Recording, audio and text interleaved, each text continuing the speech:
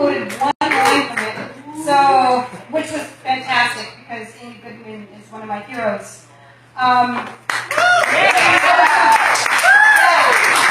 Pretty amazing. They're in uniform, right? You have to give them And so it was. They wanted me to respond to the arson that occurred in Jasper County, and my response, I would say, is slightly different. So I just upgraded my iOS, and now I can get into my phone. So you know what? Yay, technology! Just iOS. And check out the article. It's a response to this arson and how we don't condone it, and how we try to stand with our relatives in Standing Rock and remain peaceful and prayerful. But finger pointing is not something. It's not a new tactic that Indigenous people have encountered, and in fact, it's been a very effective tactic in the genocide that killed millions of our ancestors.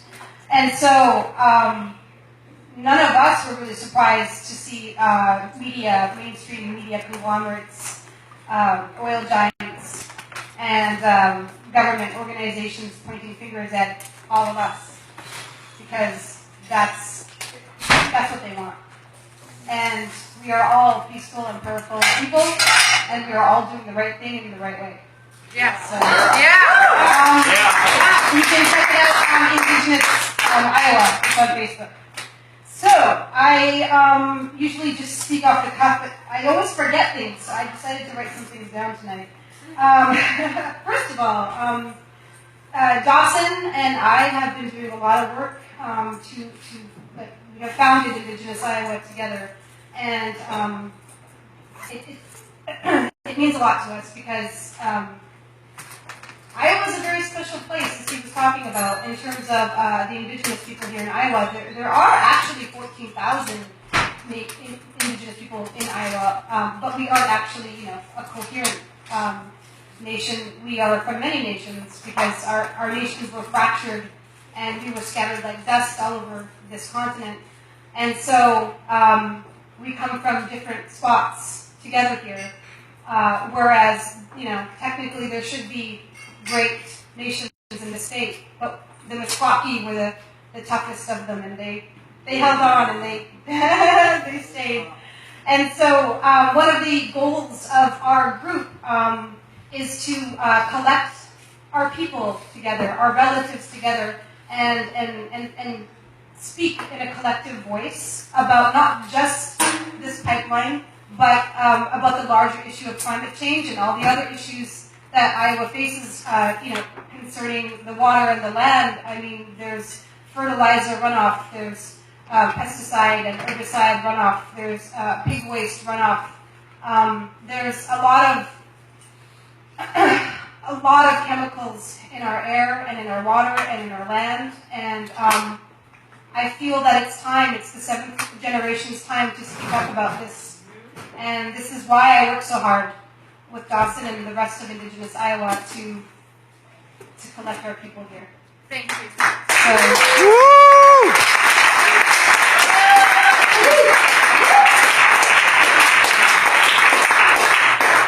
Our group initially started as just a Facebook page I made to get some donations, and we have turned into this, and we have strong ties to Standing Rock, so because that's where many of our relatives are, and we like to communicate a lot with them and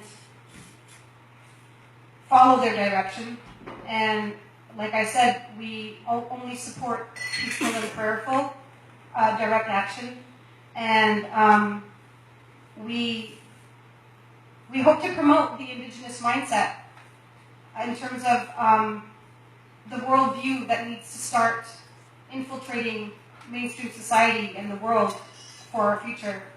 Not that Native people were perfect, because they monocropped, they cut down forests, but they, in general, had a different ideology that they lived by, and our people today don't necessarily reflect that because we have a lot of sickness that we are dealing with because of the genocide. But if you look back to what our ancestors said when the settlers were coming in, when we lived in a frontier era, you can see them giving us warnings about what the future held if the settlers kept moving the way they were moving.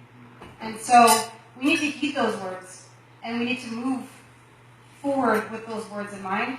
And that is why I feel so strongly about Iowa too, because I am passionate about particularly Iowa. Well, first of all, I've been here for 10 years, but secondly, we all know that California is turning into a desert right now.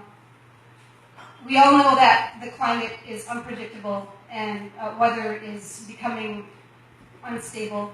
And we don't know what's going to happen to places that grow a lot of our food. California provides an abundant amount of our produce. So what happens when California can't produce that anymore? What happens then? Well, we have to rely more on other areas in this country to produce that food. Iowa has some of the best soil in the world, I've been told. And I've heard some farmers say you can grow anything if you really want here. I mean, I believe that because I have a garden and I'm always surprised at what grows. And the weeds. I'm from Canada, and like my family calls this a jungle. So yeah. So I don't just want to. This isn't just about water for me. This is about a pipeline that is going through some of the most productive, beautiful, fertile soil in the world. And I just think that that's a mistake, because if that pipeline ruptures, which of course you know is one of the biggest pipelines to ever be built in terms of diameter, it's not. And another thing, let's stop using the word leak, because they don't leak. They burst, and they rupture, they gush, they explode. They spew. We need to start thinking in those terms and imagining, what happened in Minnesota, for instance. Or, in my own nation, north of my nation in Saskatchewan, for instance, there's a city called Prince Albert, and they have been getting their water now for months from a 30-kilometer hose. So we need to think about that. I've spoken about this before, but I have these weird future fantasies with all of us getting our water from these really long, kilometers-long hoses, and then continuously scraping the ground to take out the toxic soil, and then eventually what happens? Is your hose long enough, or can you get clean soil to put back in? I just, it's sort of ridiculous to me. So the Mississippi, I mean, come on, it's already spewing out into like a 6,000 kilometer wide dead zone. So do we want to add to that? I don't think so. I think we need to be working on cleaning that up. And I think putting, you know how they put these pipelines under, most of you know that, I'm sure, under the water. To me, it's pretty precarious, so I don't trust that. And these pipelines always leak. And they always spew. And so I think we need to protect that river. I want to protect it also because of my heritage and because of Dawson's heritage. So it's we need to stop putting poison into our rivers, especially the branch of all of our rivers, the Mississippi. I also am very passionate about this issue here in Iowa, because when I hear farmers speak about their land being taken from them, my heart breaks. I feel for them. I want to stand with them. I want to help them. I don't believe people should be taking their land for something they don't believe in. And I also want to be a voice beside them, speaking about our past and letting them know that their land, their farms, they lay on the bones of our ancestors. And that this has happened before. And colonization has never stopped, and it is continuing. And it's just, there's a different face to the colonizers now. These colonizers are oil giants. And they're colonizing our farmland and our waterways. And they are a force to be reckoned with. But I feel that as citizens, as voters, as activists, in every way, in every capacity that we are as human beings, that we can stop them if we stand together. Right. Yeah.